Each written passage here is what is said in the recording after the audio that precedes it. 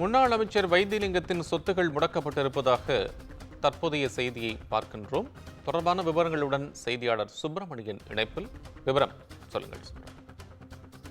2011 முதல் 2016 ஆண்டு காலகட்டத்தில் அப்போது முதல்வராக இருந்த ஜெயலலிதாவுடைய தலைமையிலான அதிமுக ஆட்சியில் வீட்டு வசதி மற்றும் நகர்ப்புற வளர்ச்சித்துறை அமைச்சராக இருந்தவர் வைத்திலிங்கம்.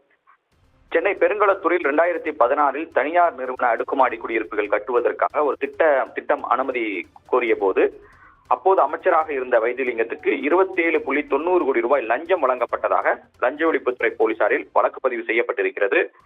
இந்த புகார் தொடர்பாக லஞ்ச ஒழிப்புத்துறையினர் விசாரணை மேற்கொண்டு வருகிறார்கள். இதற்கிடையில் லஞ்ச ஒழிப்புத்துறை போலீசார் வழக்கு பதிவு செய்திருக்கக்கூடிய சூழ்நிலையில் தான் அமலாக்கத்துறை அதிகாரிகள் இந்த வழக்கை கையில் எடுத்திருக்கிறார்கள்.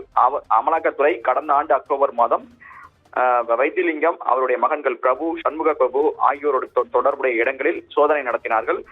அது மட்டுமல்லாமல் மொத்தம் 11 பேர் மீது லஞ்ச ஒழிப்புத்துறை போலீசார் வழக்கு பதிவு செய்திருந்தார்கள். அந்த வழக்கை அப்படியே அமலாக்கத்துறை அதிகாரிகள் கையில் எடுத்து விசாரணை நடத்தி வருகிறார்கள். அதன் தொடர்ச்சியாகத்தான் 11 இடங்களில் சோதனை என்பது கடந்த அக்டோபர் மாதம் நடத்தப்பட்டது.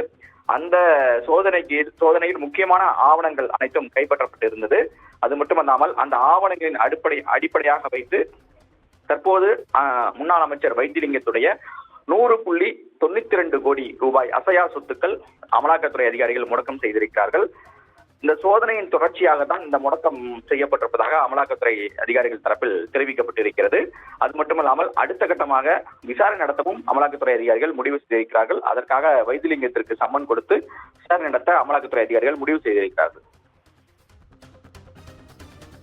அண்மை விவரங்களுக்கு நன்றி.